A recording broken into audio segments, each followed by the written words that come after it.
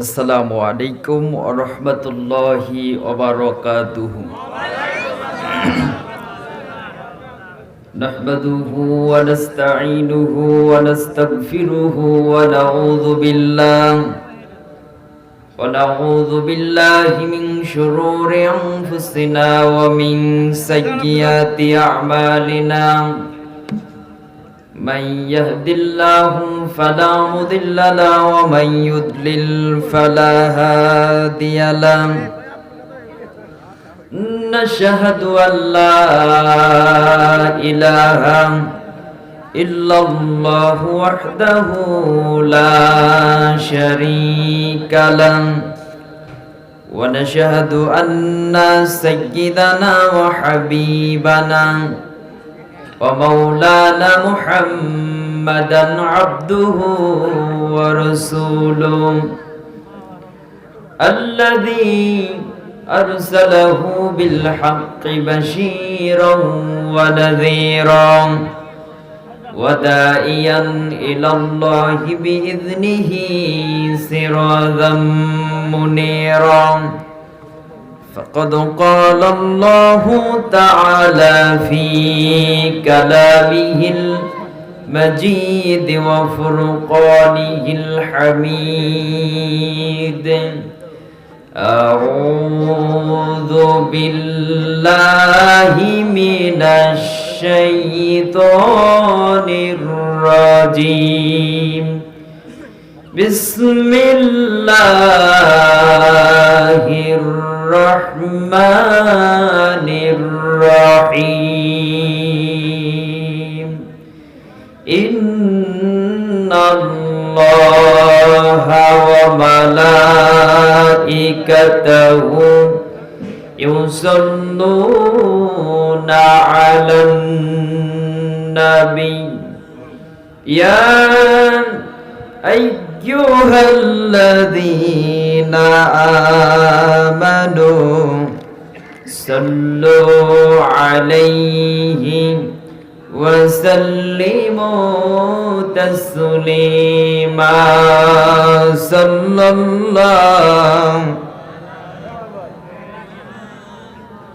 صلى الله عليه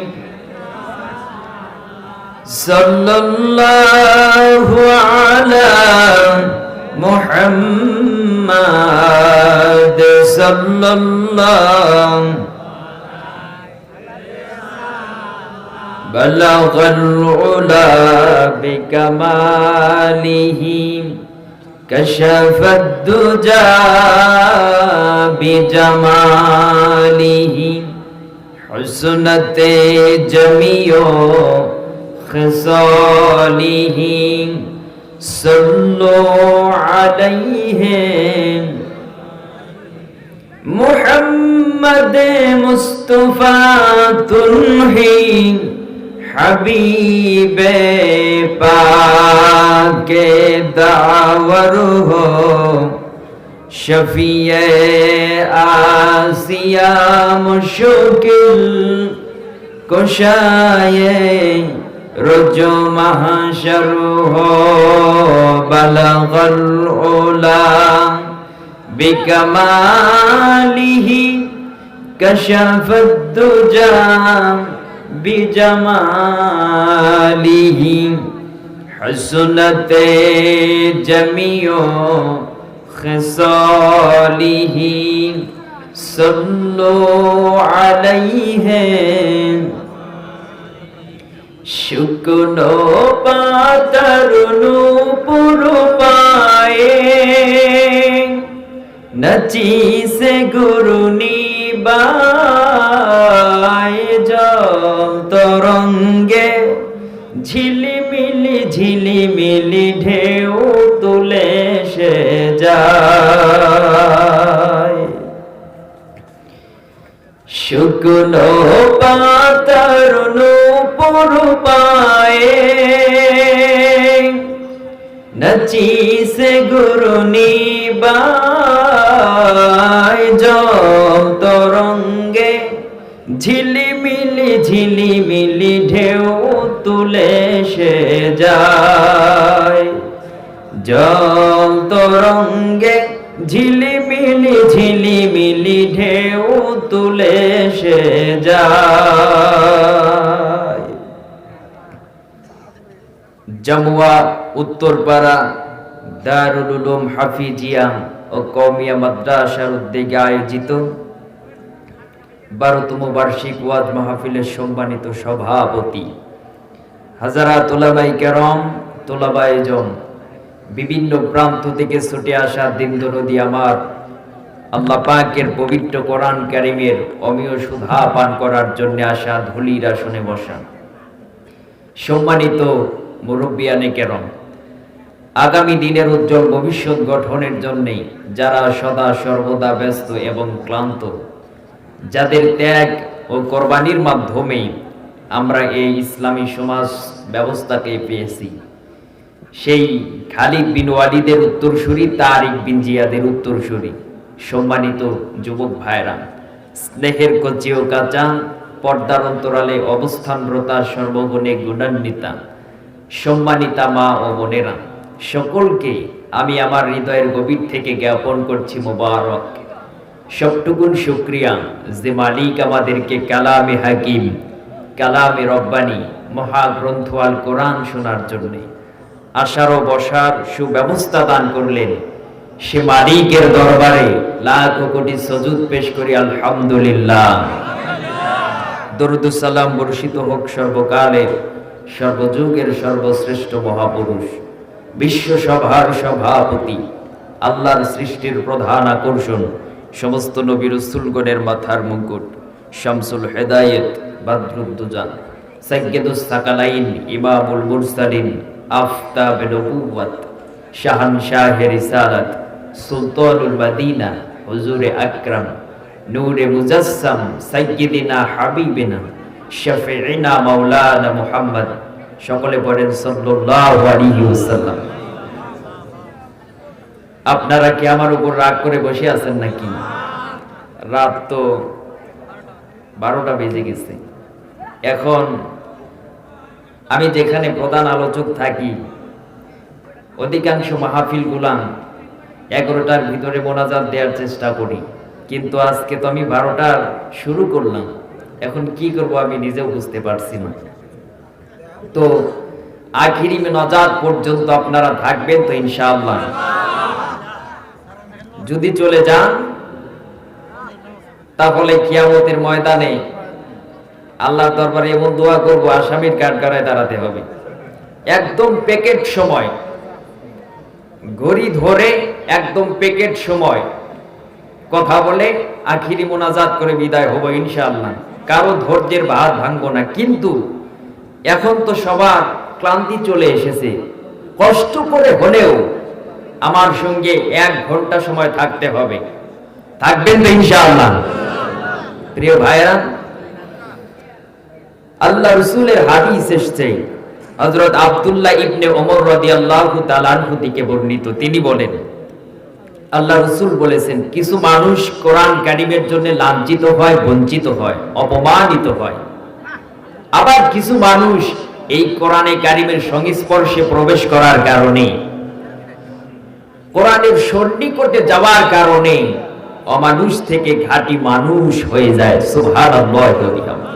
সে যদি জিরো থাকে, আল্লাহ পাক তাকে হিরোর মর্যাদা দান করে দেন। দেখুন না হযরত ওমরের দিকে, কোথায় ছিলেন আর কোথায় চলে গেলেন। নবী হত্যা করার জন্য খোলা তলোয়ার নিয়ে বের হয়ে গেলেন, কিন্তু যখনই কোরআন কারীমের সংস্পর্শে প্রবেশ করেছে, ওমর আর সাধারণ মানুষ হইলেন না, দুনিয়া থেকে আল্লাহ পাকের জান্নাতের সার্টিফিকেট নির্ধারণ করে নিয়ে গেলেন। সুবহানাল্লাহ। বাড়ি গিয়ে বললেন, সেই ওমরের ব্যাপারে আল্লাহর নবী বলেছেন, আনা খাতামুন নবী, আমি শেষ নবী, আমার পরে কোন নবী আসবে না, কোন রাসূল আসবে না। লা নাবিয়্যা বা'দি ওয়ালা রাসূলা, আমার পরে কোন নবী আসবে না, কোন রাসূল আসবে না। যদি আসতো লাকানা ওমর, তাহলে অবশ্যই আল্লাহ পাক ওমরকে নবী বানায়া দিতেন। কোথায় ছিলেন? আর কোথায় চলে গেলেন? আশারায় মুবাশশারাতের একজন, অর্ধেকটা পৃথিবী শাসন করেছেন যিনি। চিন্তা করেন কোথায় ছিলেন আর কোথায় পৌঁছে গেলেন। আল্লাহু আকবার কাবীরা। সেই ওমর দেশ চালাচ্ছেন, রাষ্ট্র ক্ষমতায়, রাষ্ট্রনায়ক তিনি। তার শাসনামলে হযরত আলী রাদিয়াল্লাহু তাআলা আনহু বলেন, ওযু করে ঈশার নামাজ পড়ে ঘুমের ঘরে বিছানায় চলে গেলাম। গভীর রজনীতে ঘুমের ঘরে স্বপ্নে দেখি রাসূল কারীম সাল্লাল্লাহু আলাইহি ওয়াসাল্লামের পিছনে ফজরের নামাজ আদায় করতেছি। সুবহানাল্লাহ। নামাজ আদায় করে আমি আমার অভ্যাস অনুযায়ী মসজিদের বাহিরে এসে দরজার নিকট তাকায় দেখি এক বৃদ্ধা মহিলা এক পাত্র খোরমা নিয়ে দাঁড়িয়ে আছে। মহিলা আমাকে দেখে বলল, ইয়া আলী, হে আলী শোনো, আমি আমার নতুন বাগান থেকে কিছু খোরমা নিয়ে এসেছি। এই খোরমাগুলি নিয়ে আল্লাহ রাসূলের নিকট দাও, আর আমার পক্ষ থেকে তাকে সালাম জানাও। আর তাকে গিয়ে বলো এই খোরমা থেকে কিছু খোরমা যেন নিজে খান, আর সমস্ত সাহাবায়ে কেরামদেরকে যেন বন্টন করে দেন। সুবহানাল্লাহ বলেন।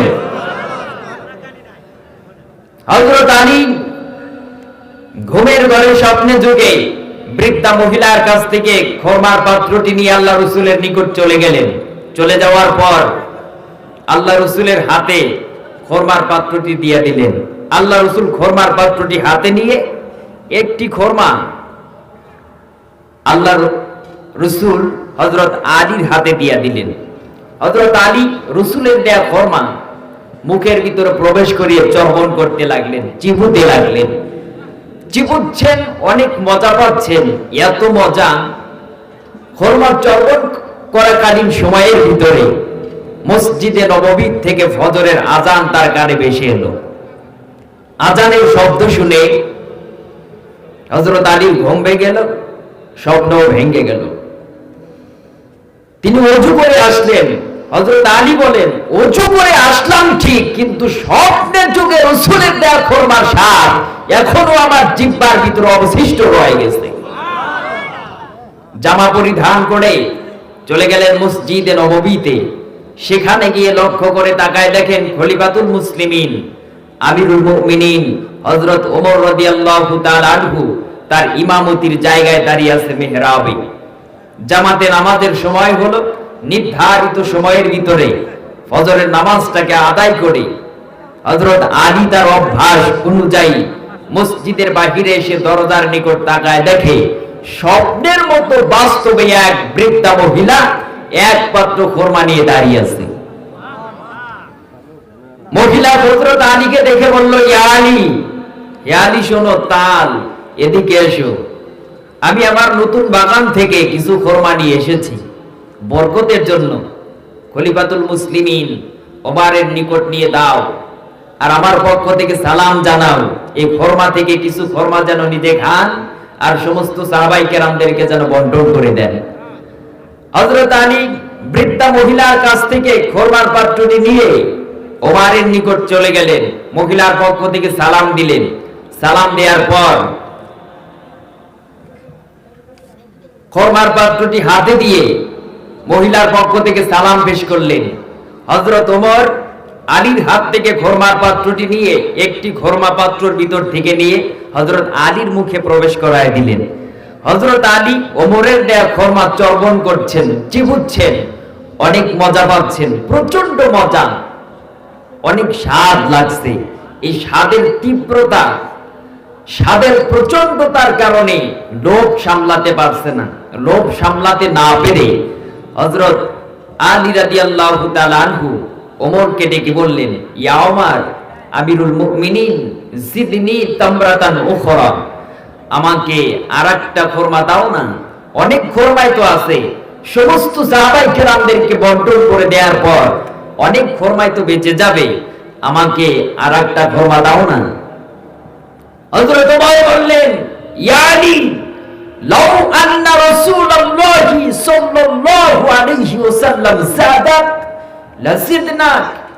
ও আলী শোনো, স্বপ্নে যদি রাসূল কারীম সাল্লাল্লাহু আলাইহি ওয়াসাল্লাম তোমাকে একটার বেশি খোরমা দিতেন, তাহলে আমি ওমর তোমাকে একাধিক খোরমা দিয়ে দিতাম। হযরত আলী অবাক হয়ে গেলেন, কি আশ্চর্য কথা, কি মর্মান্তিক কথা। আমি ঘুমের ঘরে স্বপ্নে দেখলাম, স্বপ্নে আমাকে রাসূল খোরমা দিল, আর সেই সংবাদ ওমর জানলো কিভাবে? অবাক হয়ে গেলেন। ইলমে মারিফতের জ্ঞান যার ভিতরে সবচেয়ে বেশি ছিল, সেই আলী অবাক হয়ে গেলেন, যেই আলীর ব্যাপারে আল্লাহ রাসূল বলেছেন, আনা মাদিনাতুল ইলমি ওয়া আলিগুন বাবুহা। আল্লাহ রাসূল বলেছেন আমি ইলমের শহর, আর সেই ইলমের শহরের দরজা হচ্ছেন আলী। সেই আলী ওমরের কথা শুনে অবাক হয়ে গেলেন, আশ্চর্য হয়ে গেলেন, কি মর্মান্তিক কথা। তিনি প্রশ্ন করলেন, ইয়া ওমর আহিয়া রুইয়া রাআইতাহা আন গায়বুন ইকতালাতা আলাইক। হে ওমর, এটা কি তুমি স্বপ্নে দেখেছো, নাকি গায়েব থেকে তোমাকে জানানো হয়েছে? হযরত ওমর জবাব দিলেন, ইয়া আলী, আল্লাহি, আল্লাহর কসম করে বলি, মা হিয়া রুইয়া ওয়ালা গায়ব ওয়ালাকিন্নাল মুমিনা ইযা আখলাসা কলবাহু ইয়ারা বিনুরিল্লাহ। ওয়ালি শুনো, এটা আমি স্বপ্নে দেখি নাই, এটা আমাকে গায়েব থেকেও জানানো হয় নাই। এটা হচ্ছে সেই ব্যাপার যখন আল্লাহ পাকের কোন বান্দা আল্লাহর কোরআনের জন্য হয়ে যায়, আল্লাহর কোন বান্দা আল্লাহ পাকের জন্য হয়ে যায়, আল্লাহ পাক তাকে দেখার মতো শক্তি সামর্থ্য দিয়ে দেয়। সুবহানাল্লাহ, সুবহানাল্লাহ। এই মর্যাদা, এই সম্মান কিসের কারণে? একমাত্র এই কোরআনে কারীমের জন্য, ঠিক কিনা বলেন? এই কোরআন আল্লাহ পাকের দেয়া আমাদের জন্য সবচেয়ে বড় নিয়ামত। আল্লাহ রাব্বুল আলামিন বলেন, কুল বিফাদলিল্লাহি ওয়া বিরহমাতিহি ফাবিযালিকা ফালইফরাহু হুয়া খায়রুম মিম্মা ইয়াজমাউন। আল্লাহ রাব্বুল আলামিন বলেন, নবীজি গোটা মানব জাতিকে আপনি জানায় দেন যে আল্লাহ পাকের পক্ষ থেকে তোমাদের জন্য রহমত, তোমাদের জন্য কল্যাণ, যে কোরআনের মতো একখানা কিতাব তোমরা পেয়েছো। হুয়া খায়রুম মিম্মা ইয়াজমাউন। এজন্য তোমাদের আনন্দ করা উচিত, ফুর্তি করা উচিত। আজকে কি আমাদের আনন্দ আছে? জোরে কোন, আজকে আমাদের ফুর্তি আছে? কোরআন যাদের কাছে আছে তারাই বাগ্যাহত জাতি, তারাই আজকে নির্যাতনের শিকার হচ্ছে, তারাই জুলুমের শিকার হচ্ছে, মিথ্যা অপবাদের শিকার হচ্ছে, নির্যাতনের শিকার হচ্ছে, ঠিক না ঠিক? আর এই ক্লান্তিকর সময়ের ভিতরে আমাদের মতো ওলামাদের ভিতরে চলছে হিংসার প্রতিহিংসার জ্বলন্ত একটি আগুন, ঠিক কি না? আজকে টুপি নিয়ে মারামারি, পাঁচকুল্লি আর গোল টুপি নিয়ে মারামারি, আছে না নাই? খাটো টুপি লম্বা টুপি নিয়ে মারামারি, দোয়া মোনাজাত নিয়ে মারামারি, মিলাদ দরুদ সালাম নিয়ে মারামারি, মোনাজাত নিয়ে মারামারি, কবর জিয়ারত নিয়ে মারামারি, আছে না নাই?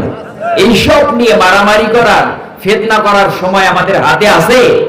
আমরা যদি এইসব ছোটখাটো বিষয়ে মাথা নষ্ট করে ফেলি, আমাদের ভিতরে যদি ফাটল সৃষ্টি করি, তাহলে আমাদের মাথার উপরে নাফরমানেরা আনারস কেটে খাবে, আমরা কিচ্ছু বলতে পারবো না, ঠিক কি না? সে কারণেই আমি সর্বস্তরের ওলামায়ে কেরামদেরকে একটি দাবি জানিয়ে যাই।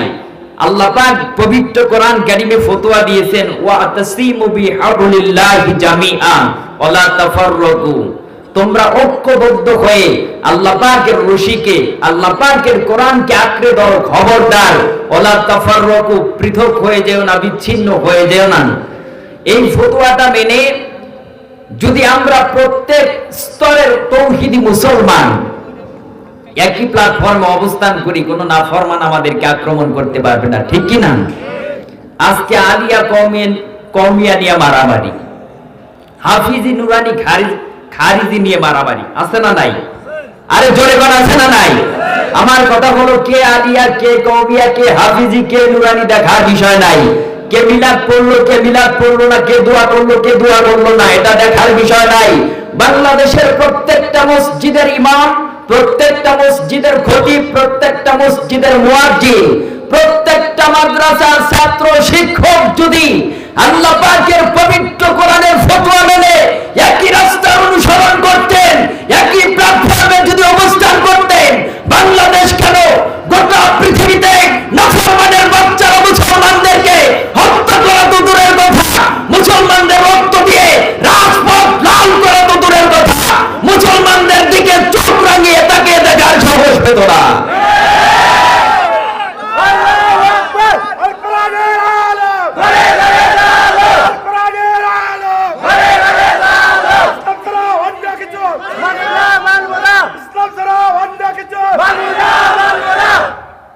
কষ্ট পাইলেন নাকি?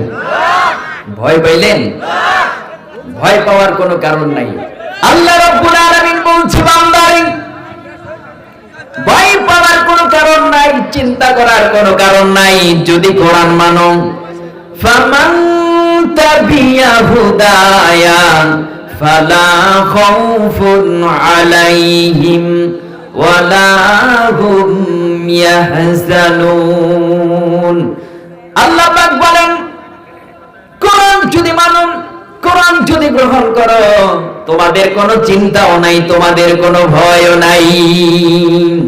রেখো না মনেতে ভয়, বান্দা খোদার, দূর হয়ে যাবে বাধা সব।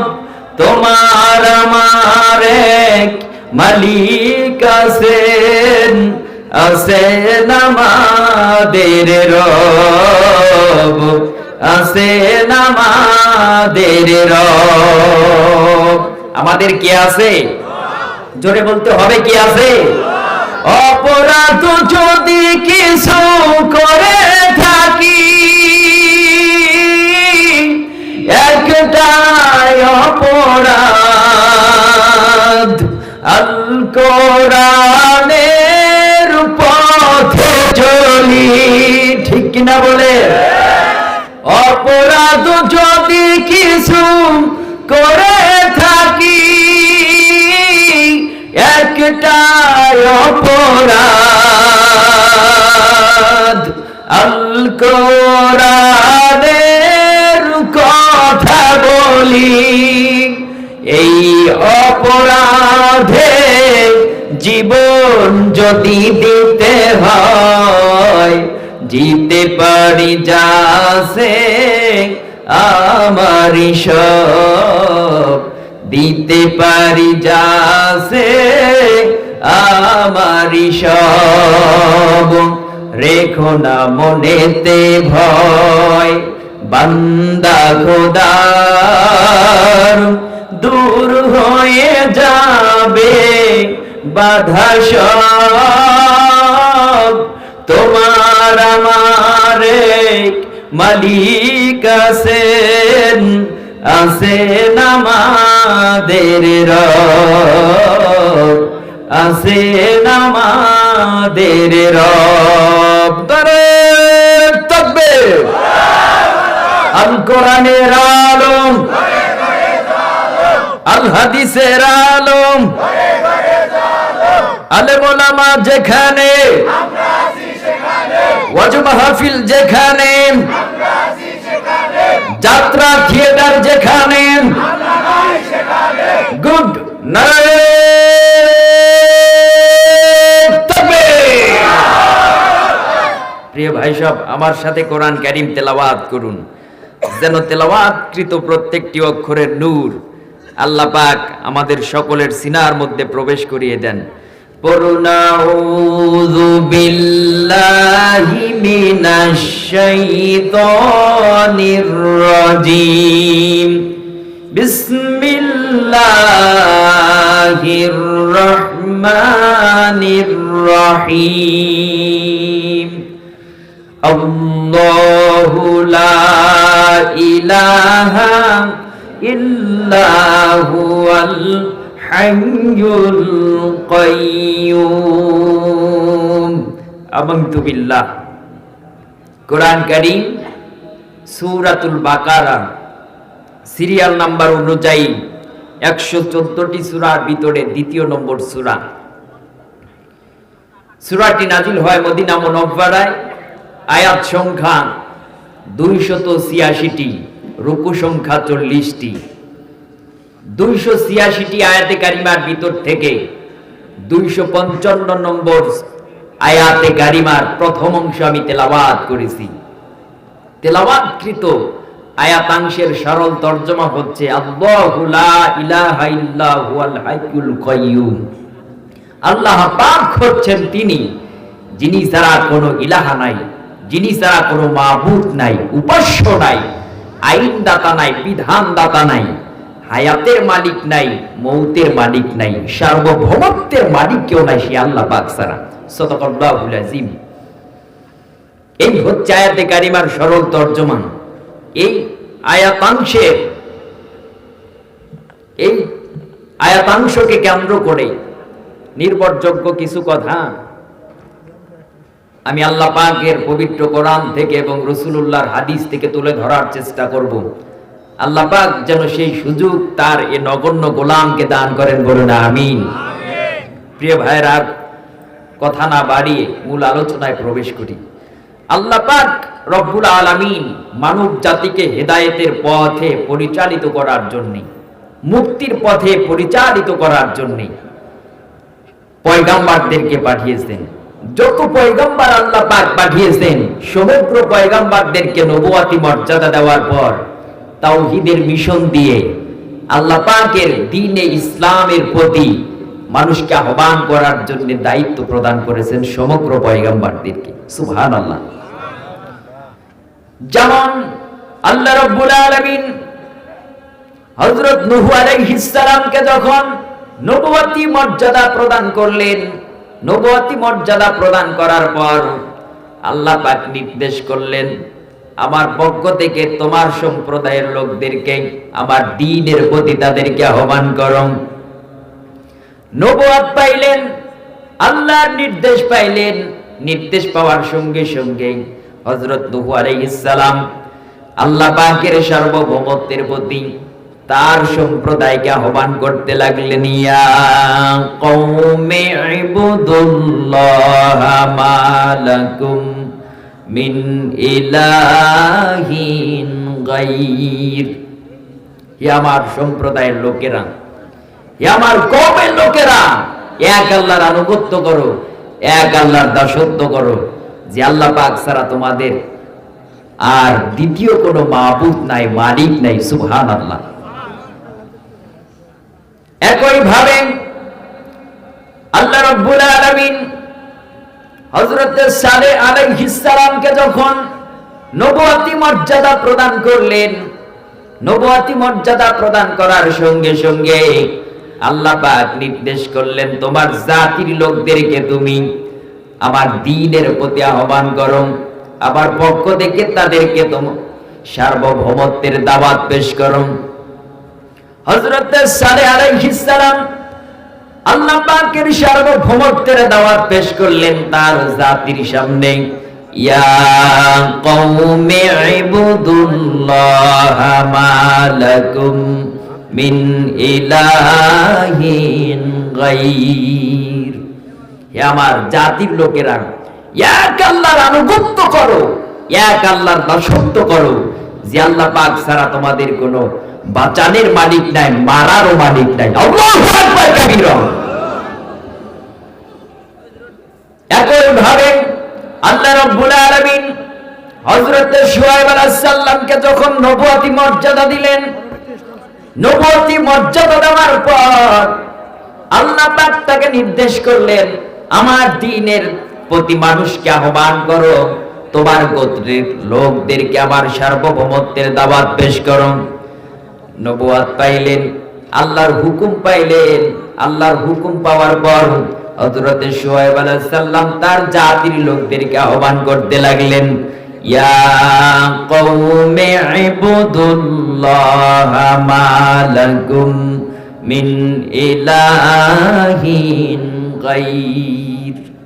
হে আমার গোত্রের লোকেরা, সম্প্রদায়ের লোকেরা, জাতির লোকেরা, এক আল্লাহর আনুগত্য করো, এক আল্লাহর দাসত্ব করো, যে আল্লাহ পাক ছাড়া তোমাদের বাঁচানোর মালিক নাই, মারারও মালিক নাই, বিধান দেওয়ার মালিক নাই। সুবহানাল্লাহি ওয়া বিহামদিহি। একই মাধ্যমে আল্লাহ রাব্বুল আলামিন যখন নবী মুসাকে নবুয়ত দিলেন, নবুয়তি মর্যাদা দেওয়ার পর আল্লাহ রাব্বুল আলামিন সর্বপ্রথম যে ওহীটা মুসার প্রতি নাজিল করলেন, আল্লাহ পাক কোরআন কারীমে সেই কথাটি কোট করে আমাদেরকে জানিয়েছেন, ইন্নানি আনাল্লাহু লা ইলাহা ইল্লা আনা ফা'বুদুনি ওয়া আকিমিস সালাতা লিযিকরি। ইন্নানি আনাল্লাহ লা ইলাহা ইল্লা আনা ফা'বুদুনি, আমি ছাড়া কোনো মালিক নাই, উপাস্য নাই, ইবাদত পাওয়ার যোগ্য কেউ নাই, অতএব আমার দাসত্ব করো, আমার গোলামি করো এবং আমার শরণার্থে নামাজকে প্রতিষ্ঠা করো। সুবহানাল্লাহি ওয়া বিহামদিহি। আল্লাহ রাব্বুল আলামিন, ভাই কথা বলিয়েন না, অল্প সময় কথা বলবো কিন্তু মনোযোগ সহকারে শুনতে হবে। আল্লাহ রাব্বুল আলামিন নবী মুসাকে নবুয়ত দিলেন, ওহী দিলেন। ওহী দেওয়ার পর আল্লাহ রাব্বুল আলামিন হযরত মুসা আলাইহিস সালামকে নির্দেশ করলেন, যাও আবার পক্ষ থেকে তাওহীদের দাওয়াত নিয়ে ফিরআউনের কাছে চলে যাও। ইযহাবু ইলা ফিরআউনা ইন্নাহু তাগা, যাও আমার পক্ষ থেকে সার্বভৌমত্বের দাওয়াত নিয়ে ফিরআউনের কাছে যাও। গোটা জাতি নাফরমান, তাদের কাছে না পাঠাইয়া গোটা জাতিকে যিনি নেতৃত্ব দিচ্ছেন তার কাছে পাঠাই দিলেন। কারণ নিচের পানি উপরে যায় না, উপরের পানি নিচের দিকে অনায়াসে গড়ে গড়ে আসে, ঠিক কি না? গোটা জাতি নাফরমান, তাদের কাছে না পাঠাইয়া পাঠাইলেন মিস্টার ফিরআউনের কাছে। কারণ ফিরআউন যদি ভালো হয়, নেতা যদি ভালো হয়, কর্মীরা অবশ্যই ভালো হবে, ঠিক কি না? তাই মুসা আলাইহিস সালামকে আল্লাহ পাক বললেন, যাও ফিরআউনকে গিয়ে আমার পক্ষ থেকে সার্বভৌমত্বের দাওয়াত দাও। মুসা আলাইহিস সালাম চলে গেলেন, ফিরআউনকে গিয়ে কালেমার দাওয়াত পেশ করলেন, আল্লাহ পাকের সার্বভৌমত্বের দাওয়াত পেশ করলেন। আল্লাহ পাক রব্বুল আলামিন মুসাকে নির্দেশ করলেন, মুসা চলে গেলেন, ফিরআউনকে গিয়ে আল্লাহ পাকের সার্বভৌমত্বের দাওয়াত পেশ করলেন। যখন ফিরআউন মুসার কণ্ঠে আল্লাহ পাকের সার্বভৌমত্বের দাওয়াত শুনতে পাইলেন, তিনি মুসা আলাইহিস সালামকে লক্ষ্য করে বললেন, তুমি যে নতুন এক ইলার দাওয়াত নিয়ে এসেছো, আমি তো জানি না যে আমি ছাড়া কোনো আইনদাতা আছে নাকি, আমি তো জানি না যে আমি ছাড়া কোনো বিধানদাতা আছে নাকি, আমি তো জানি না আমি ছাড়া অন্য কোনো উপাস্য আছে নাকি। যদি আমাকে ইলাহ মানা বাদ দিয়ে, আমাকে আইনদাতা হিসাবে মানা বাদ দিয়ে, আমাকে বাঁচানোর মালিক হিসাবে মানা বাদ দিয়ে, আমার গোলামি করা বাদ দিয়ে, আমার বিধান মানা বাদ দিয়ে যদি তুমি অন্য কারো বিধান মানো, অন্য কাউকে যদি তুমি আইনদাতা হিসাবে মানো, তাহলে কিন্তু লা আজআলান্নাকা মিনাল মাসজুনিন, আমি তোমাকে কারারুদ্ধ করব, আমি তোমাকে জেলখানার ভিতরে প্রবেশ করাই দিব। ফিরআউন তো পারবে, কারণ রাষ্ট্র ক্ষমতায় গোটা জাতির নেতৃত্ব দিচ্ছেন তিনি। তার পুলিশ, চিতা, কোবরা, র‍্যাব, আর্মি, বিটিআর এর অভাব নাই, আছে সৈন্য সামন্তের কোনো অভাব নাই, কামান, গোলা বারুদ, তীর, ধনুক, বর্ষা, বলম সব কিছু তার আছে। কিন্তু মুসা আলাইহিস সালামের তো কোনো অস্ত্র নাই, আছে?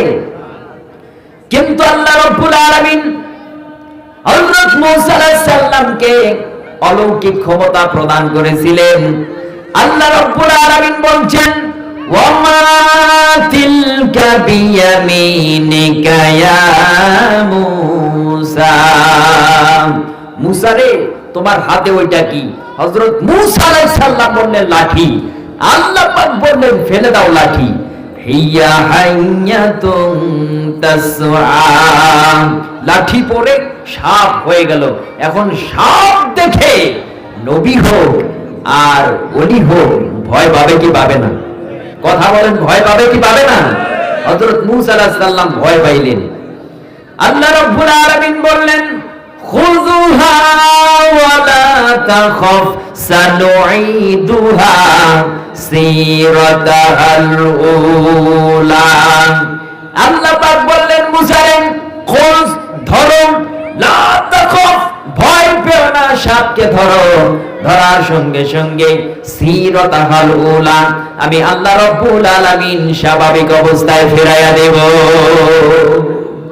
মূসা আলাইহিস সালাম সাপ ধরলেন, ধরার সঙ্গে সঙ্গে লাঠি হয়ে গেল। ফিরআউন দেখে সহ্য করতে পারল না, তার দলবল নিয়ে, সেনাবাহিনীদেরকে নিয়ে, তিন ধনুক বর্ষাবর্মণ ধারণকারী সেই সৈন্য সামন্তদেরকে নিয়ে মূসা আলাইহিস সালামকে কিভাবে নির্মূল করা যায়, কিভাবে দুনিয়া থেকে বিতাড়িত করা যায়, এই চেষ্টায় মেতে, এই চেষ্টা নিয়ে পড়ে গেল ফিরআউন। হযরত মূসা আলাইহিস সালাম দিন প্রচারের লক্ষ্যে, আল্লাহ পাকের সার্বভৌমত্ব কায়েম করার উদ্দেশ্যে তার অনুসারীদেরকে নিয়ে সামনের দিকে পথ চলতে লাগলেন, সামনের দিকে অগ্রসর হতে লাগলেন। চলতে চলতে এক পর্যায়ে দরিয়ার উপকণ্ঠে চলে গেলেন, দরিয়ার তীরবর্তী হয়ে গেলেন। সেখানে বসে তার উম্মতদেরকে নিয়ে দ্বীনি কথাবার্তা আলোচনা করতেছিলেন, দ্বীনি কথাবার্তা বলতেছিলেন। এমত অবস্থায় তার অনুসারীরা পিছন দিকে লক্ষ্য করে তাকায়, দেখে ফিরআউন তার লোক লস্কর দলবল নিয়ে তাদেরকে আক্রমণ করার জন্য উদ্যত হয়ে আসছে। ডানে তাকায় দেখে ডানে শত্রু, বামে তাকায় দেখে বাম দিকে শত্রু আক্রমণ করার জন্য চলে আসছে। এক পর্যায়ে তারা ঘাবড়ে গেলেন। সামনে দরিয়া, ডানে শত্রু, বামে শত্রু, পিছন দিক থেকে শত্রু আক্রমণ করার জন্য চলে আসছে। এক পর্যায়ে তারা হতভম্ব হয়ে গেলেন, বিশ্বাস এবং আস্থা হারিয়ে ফেলার মুঠে চলে এসেছেন। এমত অবস্থায় হযরত মূসা আলাইহিস সালামকে লক্ষ্য করে বললেন, ইয়া মূসা ইন্না লামুদরাকুন, মূসা রে, আমরা তো পাকড়াও হয়ে গেলাম, আমরা তো বিপদের মধ্যে শামিল হয়ে গেলাম। ফিরআউন তো তিন দিক থেকে আমাদেরকে সারাশি আক্রমণ শুরু করে দিয়েছে। সামনে তো দরিয়া, আমরা যাব কোথায়? আমরা তো এখন ধ্বংস হয়ে যাব, ধ্বংস আমাদের জন্য অনিবার্য হয়ে যাচ্ছে। আমাদের তো বাঁচার কোনো রাস্তা দেখছি না। মূসা আলাইহিস সালাম কি ভয় পাইলেন? কথা বলেন, মূসা নবী কি ভয় পাইলেন? হযরত মূসা আলাইহিস সালাম বললেন, কাল্লা, কখনো নয়, ধ্বংস আমরা হব না। রব্বি সায়াহদি, কখনো আমরা ধ্বংস হব না। রব্বি সায়াহদি, অবশ্যই আমাদের রব আমাদের জন্য বাঁচার রাস্তা তৈরি করে দিবেন। সুবহানাল্লাহি ওয়া বিহামদিহি। যুগে যুগে এইভাবেই যারা ইসলামের দাওয়াত দিয়েছে তারাই বিপদের সম্মুখীন হয়েছে, ঠিক কি না? হযরত মূসা আলাইহিস সালাম যখন আল্লাহ রাব্বুল আলামিনকে বচনের মালিক হিসাবে স্বীকৃতি দিলেন, আল্লাহ পাকের সার্বভৌমত্বের উপর যখন তিনি অটল রইলেন, আল্লাহ পাকের প্রতি যখন তিনি আস্থা পরিপূর্ণভাবে পেশ করলেন, আল্লাহ রাব্বুল আলামিন অত্যাধিক খুশি হয়ে গেলেন। আল্লাহ রাব্বুল আলামিন হযরত মূসাকে প্রত্যাদেশ করে জানায় দিলেন, মূসা রে, তোমার হাতের লাঠি দ্বারা দরিয়ার পানির উপরে আঘাত করো, দরিয়ার পানির উপরে আঘাত করো। মূসা আলাইহিস সালাম দরিয়ার পানির উপরে তার লাঠি দ্বারা আঘাত করলেন। আঘাত করার সঙ্গে সঙ্গে রাস্তার দরকার ছিল একটা, কিন্তু মূসার লাঠির একটি আঘাতের কারণে আল্লাহ রাব্বুল আলামিন 12টা রাস্তা তৈরি করে দিলেন। সে আল্লাহ আছে না নাই? আর একটু জোরে কোন আছে না নাই? এখনো যদি মূসার সন্তানেরা মূসার ভূমিকা পালন করতে গিয়ে মূসার মতো বিপদের মধ্যে পড়ে যায়, আল্লাহ পাক রব্বুল আলামিনের সাহায্য যদি মূসা আলাইহিস সালামের মতো কামনা করে, আল্লাহ পাক অবশ্যই তাদের বিপদ থেকে রক্ষা করে দিবে। সুবহানাল্লাহ। প্রিয় ভাইরা, যুগে যুগে যারাই এই দ্বীনের দাওয়াত দিয়েছে, যারাই কালেমার প্রচার করেছে, ইসলামের দাওয়াতি কাজ করেছে, সমকালীন না ফরমানেরা তাদের বিরোধিতা করেছে কিনা? আহারে, সেই বিরোধিতা কি সেখানেই শেষ নাকি এখনো আমাদের জমিনে আছে? জোরে বানাছে না নাই? আজকে আমার আফসোস লাগে, যাত্রা হয়, থিয়েটার হয়, সিনেমা হয়, কত কিছু হয়, সেখানে কোনো নিষেধাজ্ঞা নাই, কিন্তু যেখান থেকে আল্লাহ পাকের পবিত্র কোরআনের তাফসীর করা হয় সেখানে 144 আছে না নাই? জোরে বানাছে না নাই? তাদের কি স্পষ্টভাবে শুনিয়ে যাচ্ছি, যারা কোরআন শোনার থেকে মানুষকে মাহরুম করে দেয়, কোরআনের মাহফিলে 144 দেওয়া জারি করে, আল্লাহ পাক তাদের জন্য জান্নাতের দরজায় 288 তালা ঝুলায় দেবে। জনগণ ঠিক না বেঠে? আমার ভাইরাম, এই কালেমার দাওয়াত হযরত ইব্রাহিম খলিলুল্লাহ যখন নমরুদকে দিয়েছেন, নমরুদ বলেছে, মান আশাদ্দু মিন্না কুওয়া, আমি তো সবচেয়ে শক্তিশালী, আনা রাব্বুকুমুল আলাম, আমি তো তোমাদের জন্য বড় প্রভু। নাউজুবিল্লাহ।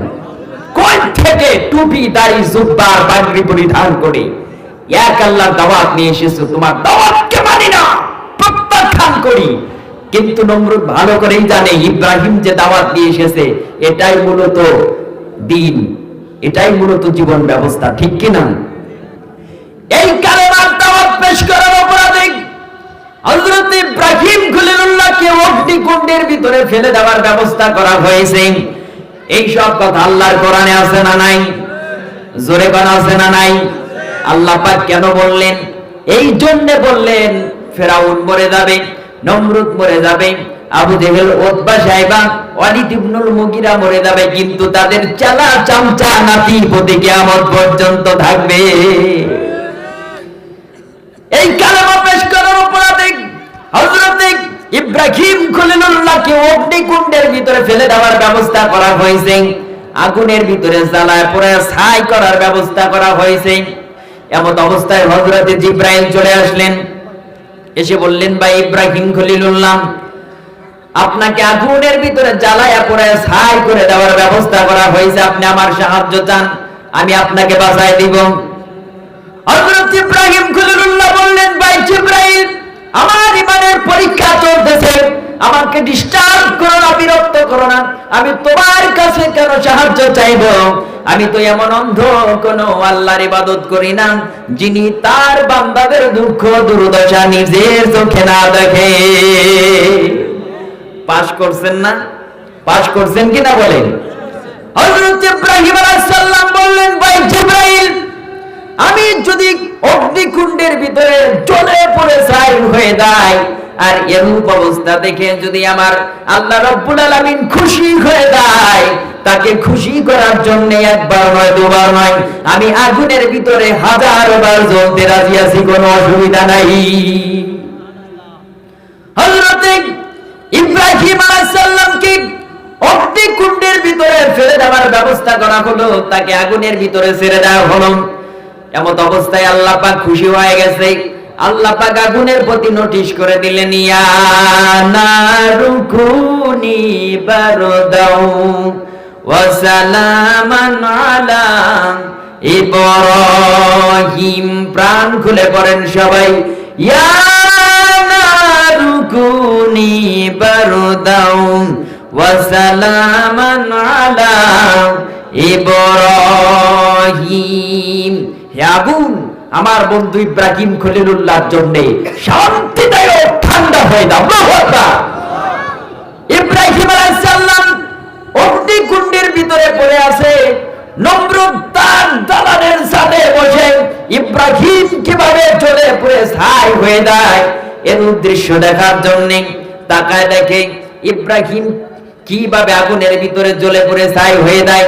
এই দৃশ্য দেখে তিনি আনন্দ লাভ করবেন, মজা অনুভব করবেন। তাকায় দেখে ইব্রাহিম অগ্নিকুণ্ডের ভিতরে পড়ে আছে, কিন্তু আগুনের ভিতরে জ্বলা তো দূরের কথা, একটা পশম পর্যন্ত আগুনে জ্বলে নাই। ইব্রাহিম আলাইহিস সালাম অগ্নিকুণ্ডের ভিতরে হুকুম মানছেন কার? তিনি কার উপর ভরসা করেছেন? জোরে কোন কার? আল্লাহ, কত সুন্দর নাম। আল্লাহ পাকের নাম সুন্দর কিনা? আহারে, আল্লাহু আল্লাহু কি যে মধুর নাম, কত সুন্দর নাম, ঠিক কিনা বলেন? আল্লাহু আল্লাহু কি যে মধুর নাম, ধরার তামাম মনি মুক্তাই, ধরার তামাম মনি মুক্তাই, পান্না হীরায় সোনা দানায়, ধরার তামাম মনি মুক্তাই, পান্না হীরায় সোনা দানায়, হয়নি তাহার দাম, কি যে মধুর নাম, কি যে মধুর নাম, ডাকলেও নাম সোহাগ ভরে, নিত্য জোয়ার প্রেম সাগরে, ডাকলেও নাম সোহাগ ভরে, নিত্য জোয়ার প্রেম সাগরে, ডাকলেও নাম মনেরি কাবায়, ডাকলেও নাম মনেরি কাবায়, নাচে রক্ত ঘাম, কি যে মধুর নাম, আল্লাহু আল্লাহু কি যে মধুর নাম। আল্লাহু আকবার। হযরত ইব্রাহিম আলাইহিস সালাম অগ্নিকুণ্ডের ভিতরে পড়ে আছে। নমরুদ এই দৃশ্য দেখে আনন্দ লাভ করবে, মজা অনুভব করবে। তাকায় দেখে ইব্রাহিম জ্বলে পুড়ে ছাই হবে তো দূরের কথা, একটা পশম পর্যন্ত আগুনে জ্বলে নাই।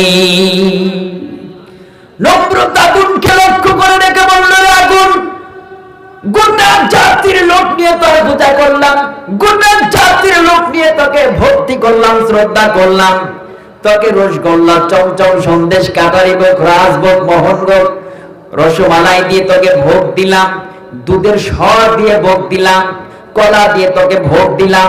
তোর কি জ্বালানো শক্তি নষ্ট হয়ে গেছে নাকি? তুই আমার চির দুশ্মন ইব্রাহিমকে কেন জ্বালাতে পারছিস না? আগুনের ভিতর থেকে জবাব চলে আসলো, নমরুদ, আমার ধৈর্য শক্তি, আমার জ্বালানো শক্তি আছে কি নষ্ট হয়ে গেছে নাকি কমে গেছে? যদি তুই পরীক্ষা করতে চাস তুই নিজে আয়, তোকে শুদ্ধা গোটা দুনিয়া জ্বালা দিতে পারবো, কিন্তু ইব্রাহিমের একটা পশম জ্বালাতে পারবো না। আল্লাহু আকবার। কষ্ট পাইলেন নাকি? আহারে, সেই রক্তের বিনিময়, সেই কষ্টের বিনিময় অর্জিত ইসলাম নিয়ে আমাদের সমাজে ঠাট্টা চলে, চলে কিনা? বিদ্রুপ চলে, চলে কিনা? কথা চলে কিনা? এই ইসলামের দোহাই দিয়ে ব্যবসা আছে না নাই? আহারে, খানকে একটা বানাইলেই তো কামাই, বছরে 2 বার ওরস করবে, সম্পদের পাহাড় করে নিয়ে যাবে। আপনারা আমার কথায় আঘাত নিয়েন না, কারণ আমি হক্কানি বীরদেরকে শ্রদ্ধা করি, সম্মান করি। তার মানে এটাই না যে আল্লাহর ওলিদেরকে দোহাই দিয়ে চিস্তিয়া, কাদরিয়া, নকশবন্দিয়া, মুজাদ্দাদিয়া, মুহাম্মাদিয়া তরিকার নাম ভাঙিয়ে গাবে, আর আল্লাহর ওলিদের আবাদকৃত এই পবিত্র ভূখণ্ডে অপবিত্রের নানা বীজ বপন করবে, তাদেরকে আমরা সম্মান করতে পারি না, ঠিক কিনা? এই দেশে বিরানি করতে হলে, এই দেশে পীর মুরিদি করতে হলে, আলেমগিরি করতে হলে প্রত্যেকটা কথা কোরআনের হাদিস মোতাবেক, কোরআন হাদিসের মোতাবেক বলতে হবে, ঠিক কিনা? কোরআন হাদিসের বাহিরে কোনো কথা বলে তাদেরকে আমরা সম্মান করি না, তাদেরকে শ্রদ্ধাও করতে জানি না, তাদেরকে তীব্র নিন্দা আর প্রতিবাদ করতে চাই, ঠিক কিনা? আপনারা আলেমদের কাছে যাবেন, আল্লাহর ওলিদের কাছে যাবেন, ভালো ভালো নাম করা বুজুর্গদের কাছে যাবেন, আপত্তি নাই। কিন্তু যেই সে এসে টুপি, দাড়ি, জুব্বা, পাগড়ি পরিধান করে এসে কালেমার দোহাই দিয়ে, ইসলামের দোহাই দিয়ে মুরিদ বানিয়ে, সাধারণ মানুষকে ধোঁকা দিয়ে বোকা বানিয়ে দরবার সাজাবে, খানকা বানাবে, সম্পদের বাহার করে নিয়ে যাবে। আমরা তাদেরকে মানতে পারি না, ঠিক কিনা বলেন? কারণ এদেশ আল্লাহর ওলিদের কদমের ছোঁয়া লাগার কারণে ধন্য হয়েছে, ঠিক কিনা বলেন? এদেশ শাহজালালের দেশ, এদেশ শাহবানের দেশ, এটা শরীয়তুল্লাহ দেশ, এটা তেতুমিরের দেশ, এটা কবি নজরুলের দেশ, এটা খান জাহানারীর দেশ, এটা কোন সকল বাবা, সালা বাবা, চালা বাবার নয়। এই বদমাইশের বাচ্চারা বলে পীর বাবা যদি কিয়ামতের ময়দানে সুপারিশ না করে তাহলে আল্লাহর জান্নাতে যেতে পারবে না। এই কথা যারা বলে তারা বেঈমান, যারা বিশ্বাস করে তারাও বেঈমান, ঠিক কি না? এই কথা যারা বলে, যারা বিশ্বাস করে, তাদের আমলও শেষ, ঈমানও শেষ, আমও গেছে, আমের সালাও গেছে, ঠিক কি না বলেন? যে কিয়ামতের কঠিন মুসিবতের দিনে আল্লাহ পাকের কোরআন বলে ইয়াউমা ইয়াফিরুল মারউ মিন আখিহি ওয়া উম্মিহি ওয়া আবিহি ওয়া সাহিবাতিহি ওয়া বানিহি। যে কিয়ামতের কঠিন মুসিবতের দিন ভাই তার আপন ভাই থেকে পলায়ন করবে, মা বাপকে তাকে সন্তান পালাতে থাকবে, মা বাপ সন্তানকে পরিচয় দিবে না, স্ত্রী স্বামীকে পরিচয় দিবে না, স্বামী স্ত্রীকে পরিচয় দিবে না। সেই কঠিন মুসিবতের দিন রব্বি নাফসি, রব্বি নাফসি বলে সবাই যখন চিৎকার করতে থাকবে, তখন সালা বাবা, তালা বাবা, জট বাবা, এই আপনার ল্যাংটা বাবার ক্ষমতা আছে বাঁচানের? জোরে কোন ক্ষমতা আছে? তারা যে ইসলামের ক্ষতি করতে চায় এটা তো স্পষ্ট দিবালোকের মতো শব্দ, ঠিক কিনা বলেন? আরো জোরে কোন ঠিক না ব্যাঠি? এই বন্ডদের হাত থেকে কোরআন হাদিসের মর্যাদা টিকিয়ে রাখার জন্য আপনার আমার সচেতন হওয়া আবশ্যকীয়, ঠিক কিনা বলেন? আল্লাহ পাক সবাইকে কবুল করুন, জোরে বলেন আমিন। যদি কোরআন হাদিসের মর্যাদা, ইসলামের মর্যাদা সুমহান রাখতে চান, আর এই মর্যাদা টিকিয়ে রাখার জন্য, কোরআন হাদিসের শাসন ব্যবস্থা কায়েম করার জন্য যদি আপনার আমার জীবনের রক্তের ফোঁটা ইসলামের জন্য কোরবানি করে দিতে হয়, কোরআনের জন্য যদি উৎসর্গ করে দিতে হয়, আমরা কি রাজি আছি? জোরে বলেন রাজি আছি? আর একটু জোরে বলেন রাজি আছি? কারণ মুসলমান রক্ত দিতে কি বিধিনিষেধ আছে নাকি? ভয়ের কারণ আছে? কারণ মুসলমান বাঁচলে গাজী, মরলে শহীদ, শহীদি মৌতের ভিতরে কোনো যন্ত্রণা নাই। সুবহানাল্লাহ। আল্লাহর নবী বলেছেন শরীরের ভিতরে যদি কেউ চিমটি কাটে আর পিঁপড়ায় কামড় দেয়, এই চিমটি কাটা আর পিঁপড়ায় কামড়ের যে যন্ত্রণা আছে শাহাদাতের মৌতের চেয়ে কম কষ্ট। শাহাদাত একটি সেতুর নাম, একটি ব্রিজের নাম। এইবারের দুনিয়া আর শাহাদাত বরণ করার সঙ্গে সঙ্গে ওপারে আল্লাহ রাব্বুল আলামিনের সঙ্গে দিদার হয়ে যাবে।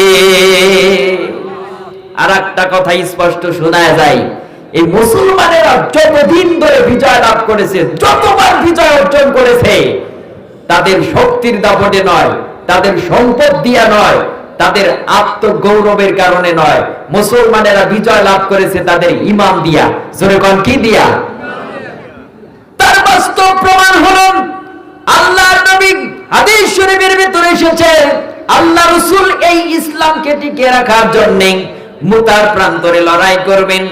1 লক্ষ নাফরমানদের বিরুদ্ধে মুসলমান মাত্র 3000। মুসলমানদের সংখ্যা কত?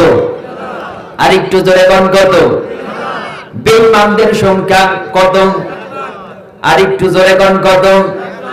এই যুদ্ধের প্রধান সেনাপতি করে আল্লাহর নবী নাম ঘোষণা করলেন তার পালিত পুত্র হযরত যায়েদের।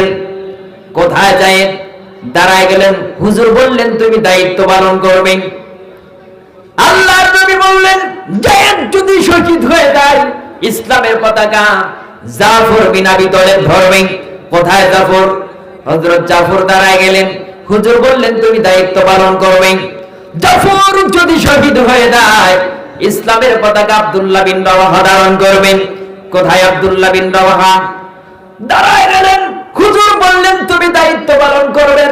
3 জন যদি শহীদ হয়ে যায় তাহলে তোমরা সবার সর্বসম্মতিক্রমে একজনকে সেনাপতি বানায় নেবে পতাকা ধারণ করার জন্য।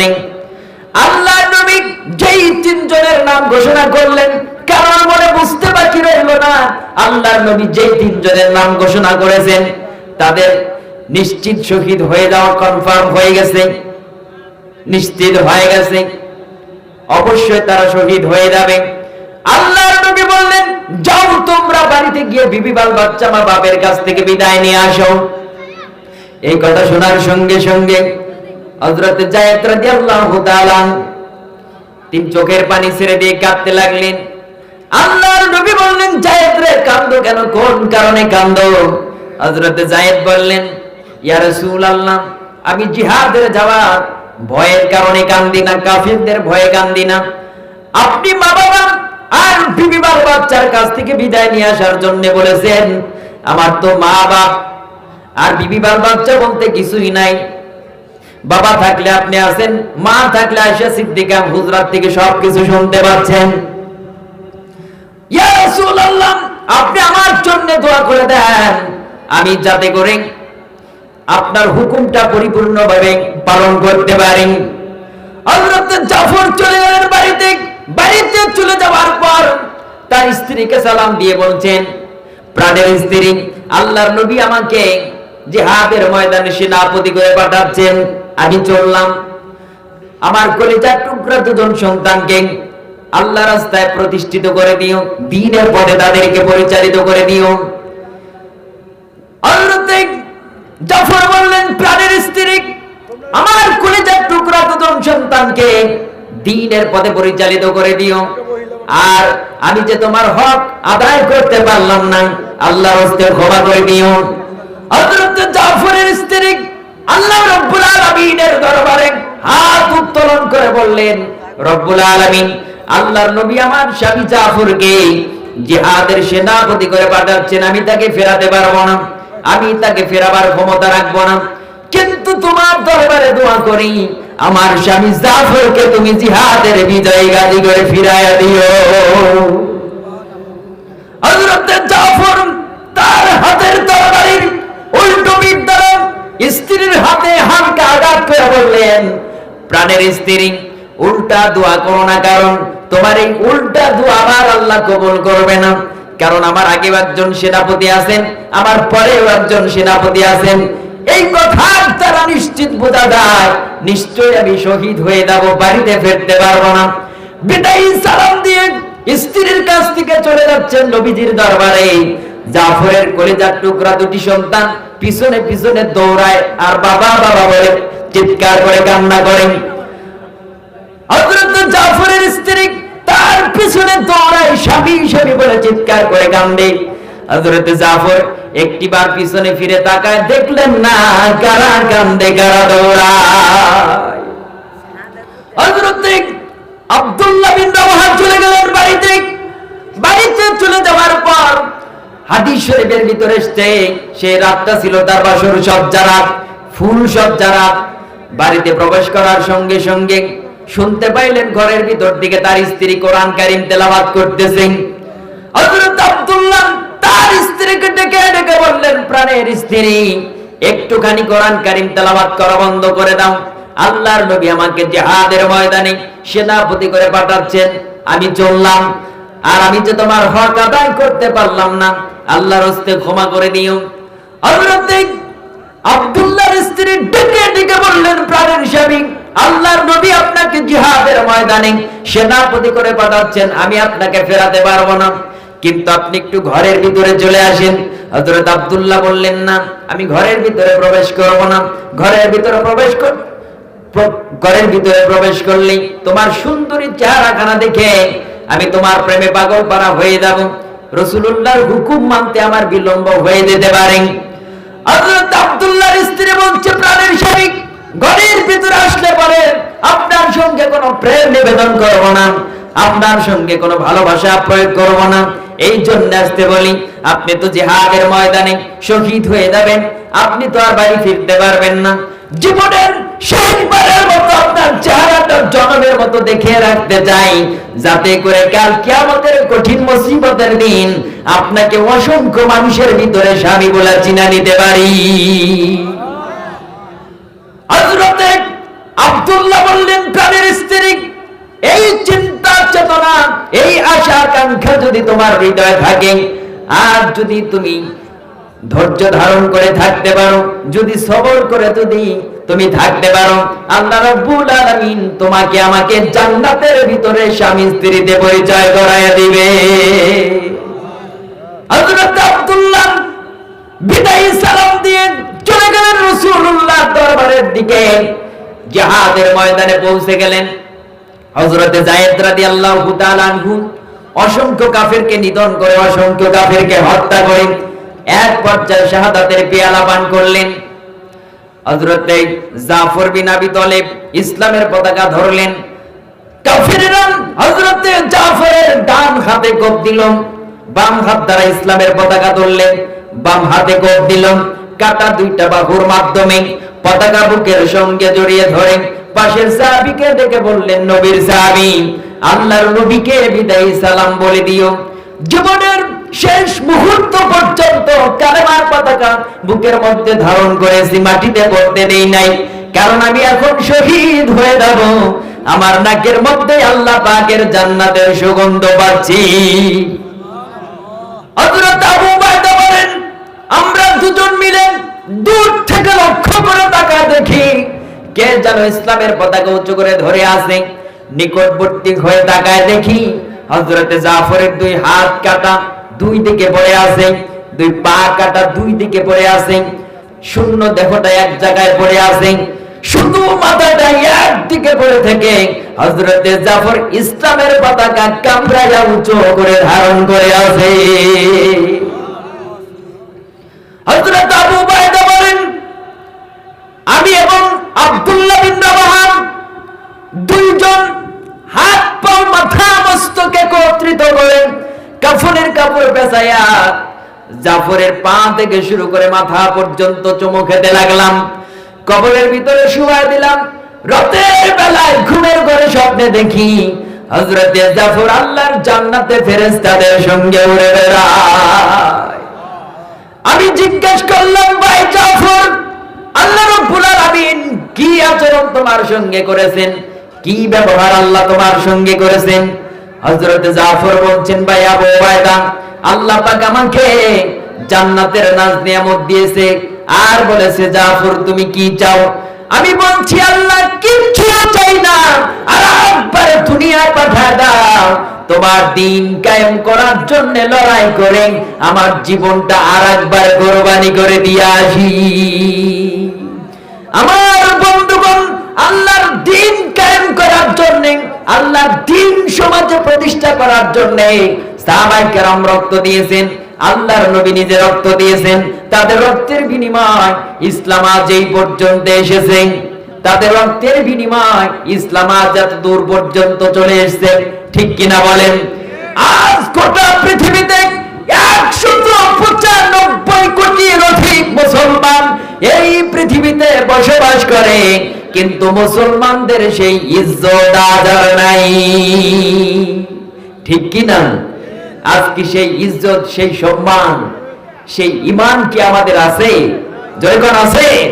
ইরানে যখন ইসলামের বিপ্লব হয়েছিল, রেজা শাহ পাহলভী তার পক্ষ থেকে সেনাবাহিনীদেরকে পাঠায় দিয়েছিল যে কামানের গোলা দিয়া মুসলমানদেরকে দুনিয়া থেকে উড়ায় দাও। ইরানি মুসলমানেরা ইসলামের পতাকা হাতে নিয়ে ইরানের রাজপথে মিছিল করছে, ইরানের রাজপথে মিছিল করছে, আর সামনে থেকে স্বৈরাচারী শাসকের সৈন্যবাহিনীরা, আসসালামু আলাইকুম, স্বৈরাচারী শাসকের সেনাবাহিনীরা, সৈন্যরা, তারা মুসলমানদেরকে লক্ষ্য করে কামানের গোলা নিক্ষেপ করছে। ইরানি মুসলমান, তাদের হাতে কোনো অস্ত্র নাই, বন্দুক নাই, কামান নাই, তীর নাই, ধনুক নাই, বর্ষা নাই, বল্লম নাই, নিরস্ত্র। ইসলামের পতাকা হাতে নিয়ে মিছিল করছে ইরানের রাজপথে। মুসলমানদেরকে লক্ষ্য করে গোলাছোড়া হচ্ছে। মুসলমানেরা কামানের গুলিটাকে বুকের ভিতরে গ্রহণ করে নিয়ে রক্তের স্রোত বয়ে দিচ্ছে। পিছন দিক থেকে কেউ পালিয়ে যায় না। শত শত মুসলমান জীবন দিয়ে শহীদ হয়ে গেল, মুসলমান কেউ পিছন দিক থেকে পালিয়ে যায় না। তারা কামানের গোলার মোকাবেলা করবে সেরকম কোনো অস্ত্রও নাই। তারা এই আমেরিকার পাঁচটা গোলাম সরকারের সৈন্যদেরকে লক্ষ্য করে বলতেছে, এই শয়তানের চালা চামচা আমেরিকার পাঁচটা গোলাম সরকারের সৈন্যরা, তোরা আমাদেরকে আমাদের বুকের ভিতরে কামানের গোলা নিক্ষেপ করে দুনিয়ার থেকে উড়ায় দে, দুনিয়ার থেকে বিদায় করে দে। আমরা ইরানের রাজপথ ছেড়ে দেব যতক্ষণ পর্যন্ত তোদের মতো শয়তান না পালাচ্ছে, কালেমার কথা উদ্দিন না হচ্ছে, ততক্ষণ পর্যন্ত আমরা পালাবো না। দেখুন তাদের ঈমান কত শক্তিশালী, তাদের ঈমান, তাদের পাওয়ার কত হাই স্পিরিট শক্তিশালী, চিন্তা করেন। আল্লাহ রাব্বুল আলামিন বলছে, বান্দারে ঈমানদার যদি হও, একা একজনকে 10 জনের উপর বিজয় দান করব। কয়জনের উপরে? 10 জন যদি হও 100 জনের উপরে বিজয় দান করব। 100 যদি হও 1000-এর উপরে তোমাদেরকে বিজয় দান করে দেব। ঈমানদার যদি হও, গোটা দুনিয়ার মাখলুকাত তোমার খাদেমে পরিণত হয়ে যাবে। কিসে পরিণত হয়ে যাবে? জোরে কোন, কিসে পরিণত হয়ে যাবে? তার বাস্তব প্রমাণ মিশরে আল্লামা সাইয়্যিদ কুতুব শহীদ রাহমাতুল্লাহ আলাইহি তাফসীরে ফি জিলালিল কোরআন লেখার অপরাধে, ইসলামী আন্দোলন করার অপরাধে তাকে জেলখানার ভিতরে গ্রেফতার করে নিয়ে কয়েদখানার ভিতরে প্রবেশ করে দেওয়া হলো। আমার আফসোস লাগে এই জায়গায়, আজকে আমাদের দেশে কালেমার দাওয়াত তো, ইসলামের দাওয়াত তো মানুষ কত ভাবে দেয়। কিছু মানুষ তো গাট্টি গুট্টা নিয়ে মসজিদের ভিতরে থাকে, তাদেরকে আপ্যায়ন করে আবার মানুষ বাসা বাসা গোস্ত পোলাও খাওয়ায়, রসগোল্লা চমচমও খাওয়ায়। তাদের ব্যাপারে কোনো মামলা মোকদ্দমা নাই, আছে নাকি? জোরে কোন, আছে নাকি? আর এই কালেমার দাওয়াত দিতে গিয়ে মামলার শিকার হয়ে জেলখানার ভিতরে থাকতে হয়। এই অবস্থা আছে না নাই? জোরে কোন, আছে না নাই? সাইয়্যিদ কুতুব শহীদ রাহমাতুল্লাহকে জেলখানার ভিতরে বন্দী করা হলো জামাল আবদেল নাসির জালেম সরকার। এই সাইয়্যিদ কুতুব শহীদ রাহমাতুল্লাহকে সবচাইতে নিকৃষ্টতম জঘন্যতম মৃত্যু দেওয়ার জন্য কয়েদখানার ভিতরে কয়েকদিনকার ক্ষুধার্ত পাগলা কুকুর ছেড়ে দিল, যাতে কুকুর তার শরীরের সমস্ত গোশত এবং রক্ত খেয়ে ফেলে তার মৃত্যু হয়ে যাবে।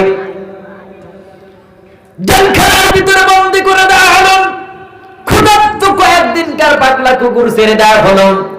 কয়েক ঘন্টা পরে তার পক্ষ থেকে লোক পাঠায় দিল, দেখো সাইয়্যিদ কুতুবের কি অবস্থা, তার হাড় হাড্ডিগুলো অবশিষ্ট আছে নাকি তাও খেয়ে ফেললো। সেখান থেকে হাড় হাড্ডিগুলা তোমরা বাহিরে নিক্ষেপ করে দিবা, তা না হয় দুর্গন্ধ ছড়িয়ে যাবে।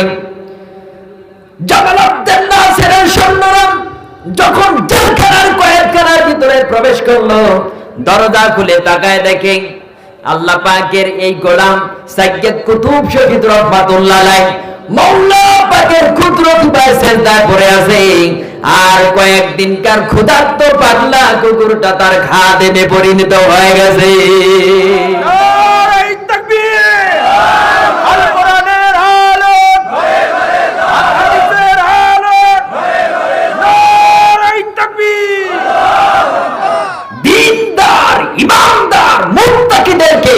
আল্লাহ পাক এভাবেই হেফাজত করেন, এভাবেই রক্ষা করেন, ঠিক কি না? আমার আল্লাহ পাকের ওয়াদা শুনুন, ওয়ালা তাহিনু ওয়ালা তাহজানু ওয়া আনতুমুল আলাউনা ইন কুনতুম মুমিনিন। মুমিন যদি হও, মুত্তাকি যদি হও, অবশ্যই আল্লাহ পাক বিজয় দান করে দিবে, আল্লাহ পাক হেফাজত করবে, আল্লাহ পাক রক্ষা করবে। সুবহানাল্লাহি ওয়া বিহামদিহি। আয়াতুল কুরসিতে আল্লাহ পাক সে কথাই বলেন। আল্লাহ রাব্বুল আলামিন বলেন, আল্লাহু লা ইলাহা ইল্লা হুয়াল হাইয়ুল কাইয়্যুম। আল্লাহ পাক হচ্ছেন তিনি যিনি ছাড়া কোনো ইলাহা নাই, যিনি ছাড়া কোনো মাবুদ নাই, যিনি ছাড়া কোনো বাঁচানের মালিক নেই, মারারও মালিক নেই। সুবহানাল্লাহি ওয়া বিহামদিহি। আল্লাহ পাক এই সব কথাগুলি আমাদেরকে বুঝার জন্য তৌফিক দান করুন, বলুন আমিন।